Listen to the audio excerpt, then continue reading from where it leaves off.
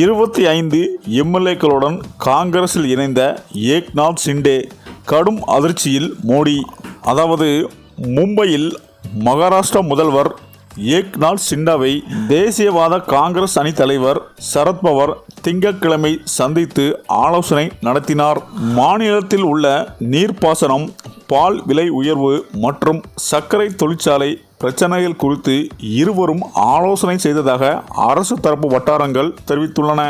இருப்பினும் சரத்பவாரை ஊழல் செய்வதில் தலைவர் என்று மத்திய உள்துறை அமைச்சர் அமித்ஷா நேற்று கடுமையாக விமர்சித்த நிலையில் இருவரின் சந்திப்பு பேசும் பொருளாகியுள்ளது.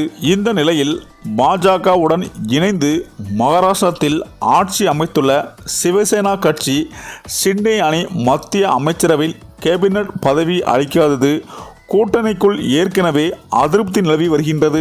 இந்த ஆண்டு இறுதியில் மகாராஷ்டிரா சட்டசபை தேர்தல் நடைபெற உள்ள நிலையில் மக்களவை தேர்தலில் அம்மாநிலத்தில் ஆளும் கூட்டணி பெரும் பின்னடைவை சந்தித்தது.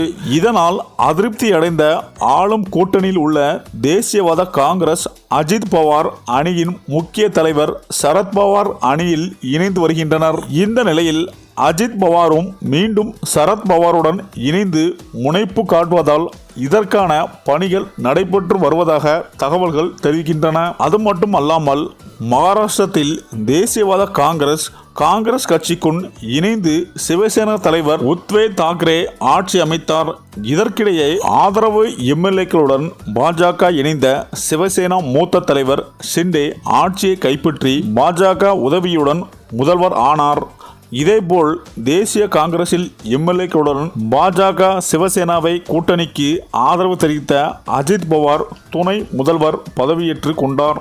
பின்னர் உச்சநீதிமன்றத்தை நாடி தேசிய காங்கிரஸில் அதிக நிர்வாகிக்குள் தனக்கு ஆதரவாக இருப்பதை நிரூபித்து கட்சியையும் சின்னத்தையும் தன் வசப்படுத்தி கொண்டார் அஜித் பவார். இந்த நிலையில்தான் அது மட்டும் அல்லாமல் இவர்கள் சந்திப்புக்கு பிறகு முக்கிய காரணம் இவர்கள் எப்போது வேண்டுமானாலும் பாஜகவில் இருந்து விலகி காங்கிரஸ் கட்சியில் 30 எம்பிக்களுடன் ஏக்நாத் ஷிண்டே சரத்பவாரிடம் தெரிவித்ததாக ஒரு தகவல் வெளிவந்தது.